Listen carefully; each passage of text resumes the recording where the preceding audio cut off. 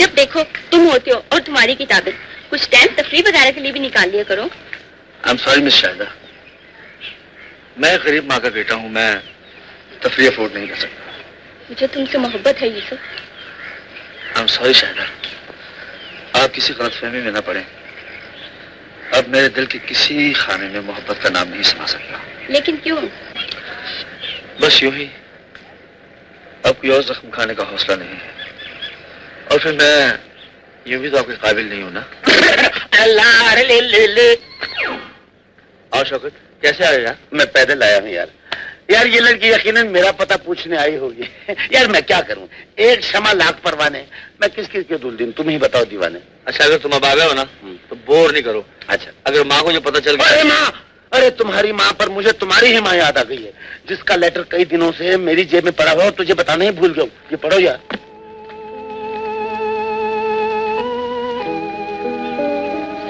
बोलो तो सही ना यार, जल्दी कमाल, इतना तुम वेस्ट कर रहे हो टाइम, जल्दी करो। किसमें लिखा क्या है? मैंने तो खोल के देखा ही नहीं है। क्या हुआ? शौकत तुम बहुत नालायक आदमी हो यार, लापरवाह हो तुम। कैसे? माँ को हार्ट अटैक हो गया और तुमने ये खत मुझे आज दिया है। माँ को हार्ट अटैक हो गया? अभी मेरी ठीक ठाक हूँ। एक्सक्यूज मी यार, देखो मैं भी कितना पागल का बच्चा हूँ, खत आया है और मैंने उसको बताया नहीं। चल हट पागल के बच्चे, इधर नहीं उधर चल।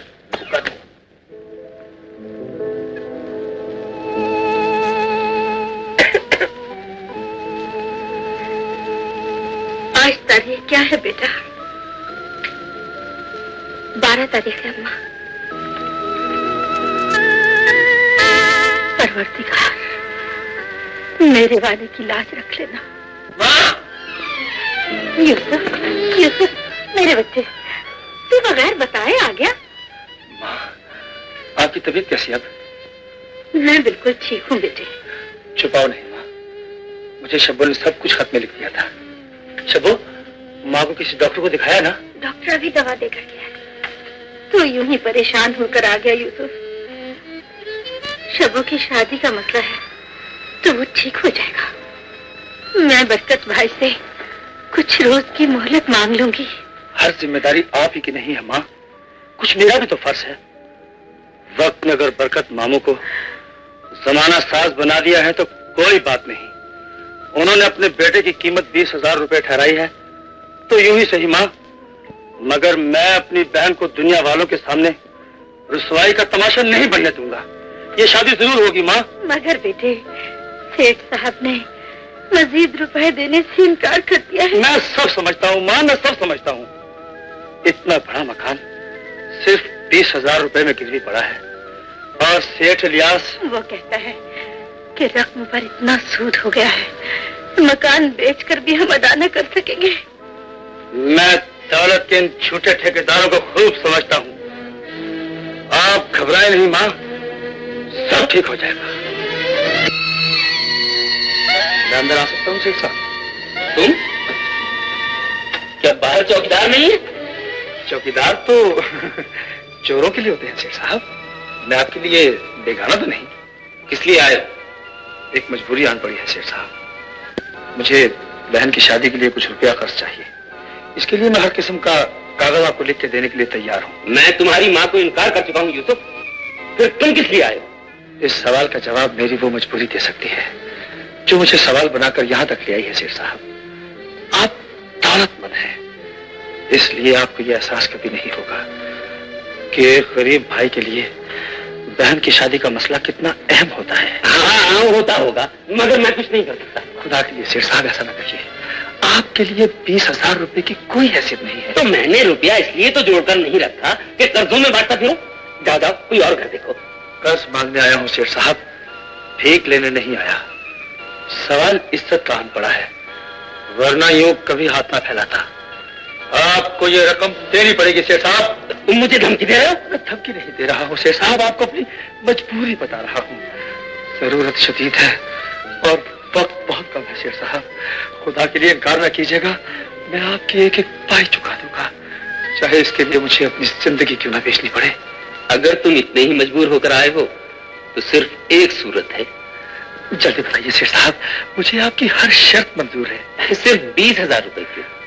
मैं तुम्हें 50,000 रुपए दे सकता हूँ। सेठ साहब, शब्बो की शादी मुझसे कर दो। सेठ साहब, ऐसा बोलो। इतनी बड़ी गाली देकर भी कहते हो कि खामोश रहो। तुमने ये बात कहने की जरूरत कैसे की? अपनी बहन की खुशियों का सौदा कर लूं, अपनी खैरत दे दूं। तुमने गैरत होती तो यहाँ क्यों आते?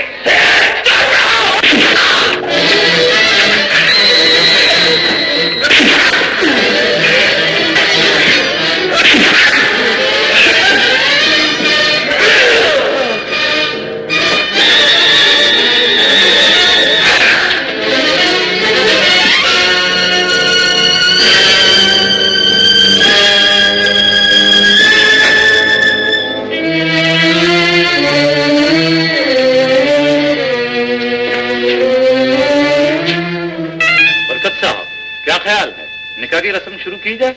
थोड़ी देर रुक जाइए, आपको क्या जल्दी है? नजमा बहन, बहुत देर हो गई, हम ज्यादा देर इंतजार नहीं कर सकते। आखिर ये सब अब तक क्यों नहीं आया? आता ही होगा भैया, आता ही होगा। बारात का यूं बैठे रहना हमारी तौहीन है, और बारात का वापस जाना हमारी मौत है। तुम्हारी माँ से हमें क्या वास्ता? बरकत भाई, सुनिए तो बरकत भाई। चलो भाइयों, ये शादी नहीं हो सकती। चलिए मौलवी साहब। चलो बरकत मामू, शब्बो एक गैरतमंद भाई की बहन है। बारात लेकर आए हो तो टोली लेकर जाना।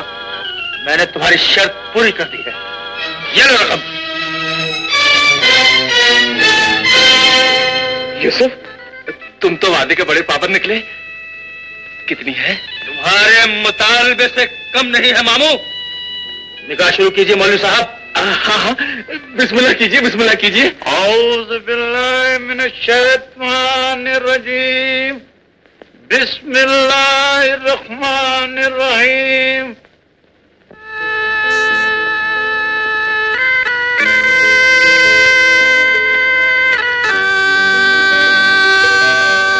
यूसुफ, अरे तुझे याद नहीं? तूने तो खुद कहा था कि इस चुड़ैल को जल्दी से ठिकाने लगा दो। अब वो चली गई है तो रो रहा है, पगला कहीं का। ये दुख सिर्फ शब्बो की जुदाई का नहीं है माँ। रोना तो इस बात पर भी आ रहा है कि इस दुनिया में जीने के लिए गरीब को क्या कुछ करना पड़ता है। ये मुश्किलें, ये उलझने, ये सिर्फ गरीब का मुकद्दर क्यों होती है माँ? अरे बेटे, इंसान सिर्फ इंसान है। ये गरीबी अमीरी की दीवारें तो समाज ने बना रखी। तो फिर ऐसे समाज को हम मिटा क्यों नहीं देते माँ, जिसने इंसान को 2 हिस्सों में बांट दिया है?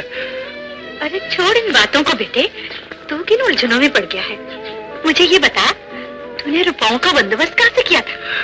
इसका जवाब मुझसे सुनो यूसुफ की माँ। मेरा बेटा चोर है, लुटेरा है। धंधा साहब, गिरफ्तार कर लीजिए, यही है वो बदमाश। नहीं, मेरा बेटा चोर नहीं हो सकता। कह दो बेटे, ये गलत है, ये इल्जाम है। कह दो ना बेटे। तुम कितने घटिया कमीने निकले सेठ।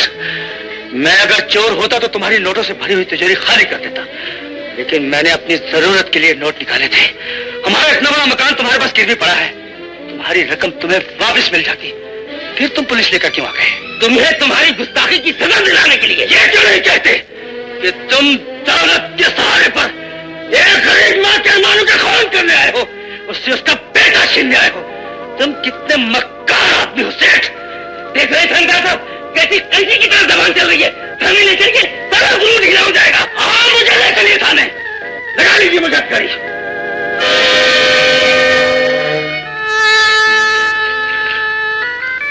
माँ, यकीन कर लो माँ, तुम्हारे बेटे ने चोरी नहीं की, मगर तुम्हारे बेटे पर चोरी का इल्जाम आ गया है तो यूं ही सही।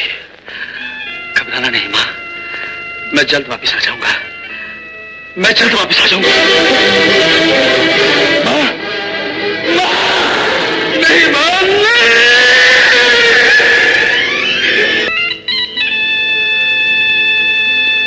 हालात ने तुम्हें मेरी बीवी बना दिया है। ये शादी भी फजूल सी रस्म है, इंसान की आजादी छिनकर रह जाती है। आप शराब भी पीते हैं? इसमें क्या बुराई है? आज दोस्तों ने कुछ ज्यादा ही पिला दी है। कल तो कोई और काम कहेंगे तो वो भी आप कर गुजरेंगे। बेशक, मुझे मेरे दोस्त बहुत अजीज है। कान खोल कर सुन लो शबो, अगर इस घर में रहना है तो मेरे रास्ते का पत्थर बनने की कोशिश न करना, लिया? रास्ते का पत्थर? कोशिश करूंगी कि कभी आपको मुझसे कोई शिकायत ना हो। तुम्हें ऐसा ही सोचना चाहिए। खैर, छोड़ो इन बातों को। देखना तो ये है कि नशा किस में से आता है, तुम में या इसमें? नहीं हुआ, हमारी कनीज है।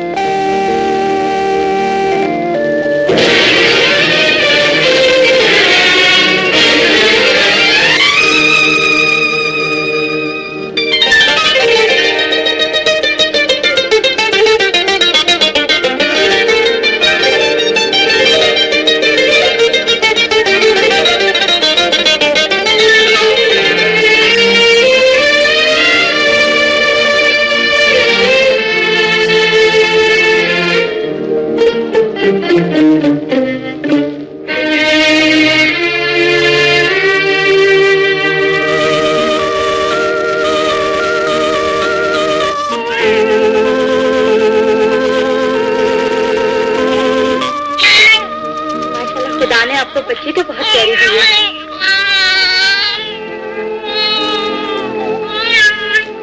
बुआ, मसूद साहब कहीं नजर नहीं आ रहे। उन्हें अपनी रंगोलियों से फुर्सत मिले तो घर में नजर आए।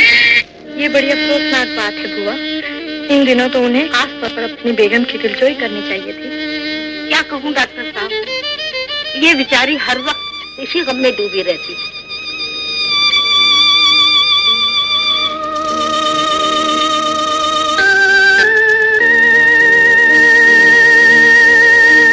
खाना खा लो बीबी, मसूद मियाँ तो न जाने कब आए। मुझे इंतजार की आदत पड़ गई है बुआ। तुम्हें देखकर बहुत दुख होता है बेटी। कितनी खिदमत करती हो तुम, मगर मसूद मियाँ को तुम्हारी जरा परवाह नहीं। तुम क्यों अपना दिल जलाती हो? मेरा जी चाहता है बेटी ऐसे सारे मर्दों को गोली मार दूं जो तुम जैसी वफाचार बीवियों को छोड़कर कोठों पर जाते हैं। सब तकदीर की खेल है। मेरी वफाओं का सिला ये दुख है ना, तो यूं ही सही। और फिर मैं अकेली तो नहीं। इस मुल्क में मुझ जैसे न जाने कितनी बदनसीब होगी।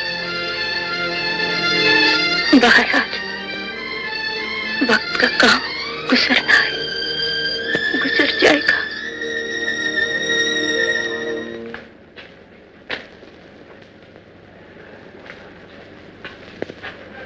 आपने मुझे बुलाया सर?